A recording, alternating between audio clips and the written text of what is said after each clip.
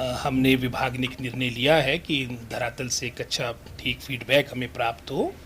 और पिछले कुछ माह से हमारी फर्स्ट वीक, वैसे तो आमतौर पे फर्स्ट वीक आपके हर महीने के आपकी मीटिंग, रिव्यू मीटिंग हुआ करती, जिसमें विशेष रूप से हमारे जो सभी ज़िले की जो डिप्टी डायरेक्टर्स, वो आप जानते कि काफ़ी लगभग कुछ 4-5 वर्षों के बाद आपके नियमित डिप्टी डायरेक्टर्स हमारे को उपलब्ध हुए थे और उसके उपरांत हमने ये पिछले कोई 6-8 महीनों से आपकी रेगुलर मीटिंग फर्स्ट वीक में रखी है और उसमें से एक मीटिंग मैंने पहले अटेंड की थी और नॉर्मली उसमें सेक्रेटरी हमारे एजुकेशन उस मीटिंग को प्रिजाइड करते हैं, लेकिन कल का जो विषय था वो महत्वपूर्ण था, जिसमें विशेष रूप से जो हम कंसोलिडेशन का कार्य में आप जानते हैं कि हम वर्ष 2023 से प्रयास कर रहे हैं कि अपने डिपार्टमेंट को स्ट्रेंथन करें, तो उससे संबंधित हमारे को धरातल से हर ज़िले से प्रॉपर जानकारी प्राप्त हो। तो उसमें मैं समझता हूँ कंसोलिडेशन, चाहे उसमें हम मर्जर ऑफ स्कूल्स की बात करें, चाहे उसमें हम डाउनग्रेडिंग ऑफ स्कूल्स की बात करें, उसमें विस्तार से डिप्टी डायरेक्टर से इंफॉर्मेशन प्राप्त की गई है और शीघ्र मैं समझता हूँ जिसमें हमने कुछ उसमें क्वेरीज लगी, कुछ उसमें विशेषकर जहाँ पर कुछ मैं समझता हूँ जैसे उदाहरण के तौर पे कुछ नेचुरल बैरियर्स की बात है, उसमें डिप्टी डायरेक्टर्स को कहा गया है कि वो व्यक्तिगत रूप में उन सब जगहों में जाएंगे जहाँ पर आपके इस तरह के बैरियर्स है और विद इन नेक्स्ट 10 डेज वो आप रिपोर्ट सबमिट करेंगे। 25 मई की हमने डेट रखी है और उसके उपरांत, क्योंकि पिछली कैबिनेट में जो पिछले महीने कैबिनेट हुई थी उसमें माननीय कैबिनेट ने माननीय मुख्यमंत्री जी को और मुझे उसमें अधिकृत किया था कि इसमें अंतिम निर्णय जो आपके स्कूल्स की कंसोलिडेशन की बात है और स्ट्रेंथनिंग की बात है, मर्जर ऑफ स्कूल्स की बात है, निर्णय लेंगे। तो एक तो ये महत्वपूर्ण मैं समझता हूँ कल की हमारी चर्चा रही। साथ ही साथ आप जानते हैं कि युक्तिकरण ये भी एक इम्पॉर्टेंट पार्ट है और कहीं ना कहीं ये भी कंसोलिडेशन के साथ जुड़ा है। इसमें पीछे लगभग कोई 450 के आसपास हमने टीजीटीज़ की आपकी युक्तिकरण के माध्यम से, रैशनलाइजेशन के माध्यम से जो सरप्लस स्टाफ था उनको उन क्षेत्र में भेजा था जो दूर दराज के क्षेत्र थे, लेकिन उसमें कुछ त्रुटियां रही क्योंकि आप जानते कि शायद ये प्रथम बार इस तरह का प्रोसेस हुआ था और उसमें लगभग कोई 425 या 26 थे टोटल जो टीजीटीज़ थे आपके अलग अलग श्रेणी के, उसमें से मात्र क्योंकि बीच में हमने ऑर्डर्स विड्रॉ कर दिए थे 70 लोगों ने ज्वाइन किया था, वो भी हमने पिछले परसों ये आपके विड्रॉ कर दिए ऑर्डर्स। अब लगभग वो सभी अपनी पुरानी स्थिति में आएंगे और जो इच्छुक नहीं होंगे, जो वर्तमान में जहाँ लगे हैं कार्य करना चाहते हैं, तो उनको वो भी उसमें आज्ञा दी गई है। लेकिन भविष्य में इस तरह की मैं समझता हूँ ये रैशनलाइजेशन पॉलिसी हो जहाँ कहीं ना कहीं जो हमारे उसमें इन्वॉल्व स्टेक होल्डर्स हैं उनको भी उसमें उनके ज़िले में उदाहरण के तौर पे कुछ इस तरह के उदाहरण भी देखने को मिले जहाँ सिरमौर के टीचर को या चंबा के टीचर को परस्पर आपस में ट्रांसफ़र कर दिया गया है रैशनलाइजेशन के माध्यम से। तो हमने यही कहा है कि इसमें पहली प्राथमिकता उस ज़िले की हो। इस तरह का फीडबैक डिप्टी डायरेक्टर्स अपने ज़िले का तैयार करें कि जहाँ पर आपकी सीटें आपकी सरप्लस हो चुकी है और कहाँ कहाँ उन सीटों की आवश्यकता, उन पोस्टों की आवश्यकता है, वो जानकारी उपलब्ध करें। अगर वो विद इन डिस्ट्रिक्ट नहीं है, उदाहरण के तौर पे अगर हम कांगड़ा की बात करेंगे, अगर कांगड़ा में टीचर सरप्लस हो गया तो पहली प्राथमिकता हर आदमी की अपने घर की होती है। अगर वो कांगड़ा में उसकी एडजस्टमेंट होती है वेल एंड गुड, नहीं तो चंबा एडजॉइनिंग डिस्ट्रिक्ट बनता है जैसे शिमला के लिए, क्योंकि नॉर्मली हमारे 4-5 ज़िले हैं जहाँ पर आपकी स्टाफ की समस्या रहती है। तो उसमें जैसे मैंने शिमला का उदाहरण दिया, तो बिलासपुर का जो हमारा टीचर सरप्लस हुआ है, अगर वो बिलासपुर में उसकी एडजस्टमेंट नहीं होती है तो उसको हम शिमला में उसको एडजस्ट कर सकते हैं, सोलन सिरमौर में कर सकते हैं। तो इस तरह का हमने एक प्रपोजल डिप्टी डायरेक्टर को बनाने को दिया है। ये तो खैर नेक्स्ट मंथ में जो हमारी मीटिंग होगी आपकी एजुकेशन डिपार्टमेंट की, इस तरह की जो रिव्यू मीटिंग हमारी फर्स्ट वीक में होती है, इस दफ़ा तो खैर आपकी ये 14 को हुई है, तो उसमें प्रॉपर जानकारी के साथ ये यहाँ पर डायरेक्टरेट आएंगे। लेकिन वर्तमान में कंसोलिडेशन हमारे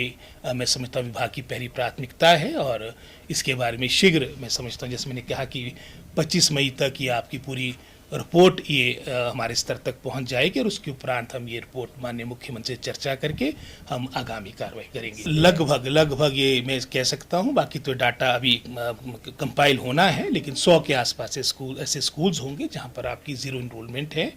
और ये तो अंडरस्टूड है कि ये तो आपके डी नोटिफाई होंगे। लेकिन इसके अलावा जैसे हमने +2 का एक मानक बनाया था, उसमें उदाहरण के तौर पे अगर जो मर्जर की बात आती है, जहाँ पर हमने विद इन 5 किलोमीटर्स का हमने +2 का मापदंड रखा है, डिस्टेंस 5 किलोमीटर है और इनरोलमेंट आपकी 6ठी से लेकर 12वीं तक लगभग 7 क्लासेस बनती है। अगर 25 है या 25 से कम है और विद इन 5 किलोमीटर्स आपका दूसरा +2 उपलब्ध है तो आपका वो स्कूल मर्ज होगा। और डाउनग्रेड का भी हमने एक प्रस्ताव बनाया है, वो 2 प्रस्ताव है। और अगर आपकी इनरोलमेंट आपकी 10 से कम होती है और आपकी +1 +2 में, तो वो भी आपका स्कूल आपका एक तरह से जो दोनों क्लासेस है +1 +2 की, पर डिस्टेंस उसमें ये अवश्य देखना पड़ेगा। अगर डिस्टेंस 5 किलोमीटर से ऊपर है तब तो स्कूल कंटिन्यू करेगा, लेकिन अगर 5 किलोमीटर से कम है तो उसको भी हम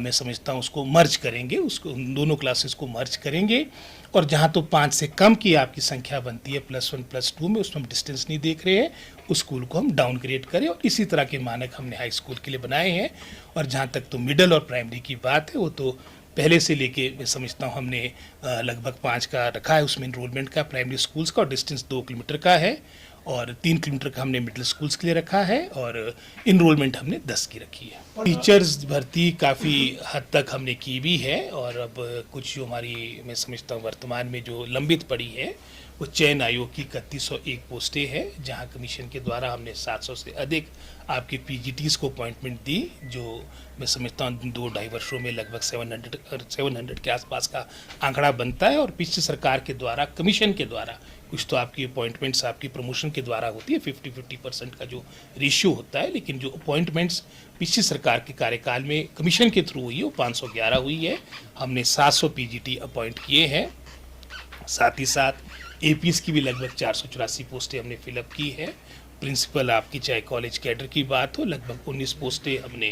आपकी कमीशन के द्वारा फिलअप की, और 100 से अधिक आपकी प्रमोशन के द्वारा आपकी फिलअप हुई है। लगभग कोई 3800 के आसपास हमारे बैच वाइज आपकी इसमें जीबीटी आपकी टीजीटी सीएनवी टीचर्स को अपॉइंटमेंट मिली है। और इसके अलावा जो 3101 पोस्टें हैं वो हमारी मैं समझता हूँ कि जैसे मैंने पहले कहा चयन आयोग में लंबित हैं, इसको हम परस्यू करें। और विशेषकर जो टीजीटी मेडिकल और नॉन मेडिकल की पोस्टें हैं उसका प्रथम चरण में उनकी मैं समझता हूँ उनका चयन का प्रोसेस प्रारंभ हो। ये बात हमारी चयन आयोग के जो अध्यक्ष हैं उनसे भी बात हुई है, इसके लिए प्रयास किया जा रहा है। लेकिन साथ ही साथ जो आपने ये अपॉइंटमेंट्स की बात की, आज सबसे महत्वपूर्ण विषय जो हम सबके समक्ष है कि जो पीटीआर रेशियो है, यानी प्यूपिल टीचर रेशियो, पूरे भारत में आपका जो हिमाचल का पीटीआर रेशियो है वन ऑफ द बेस्ट है, 1:12 है, यानी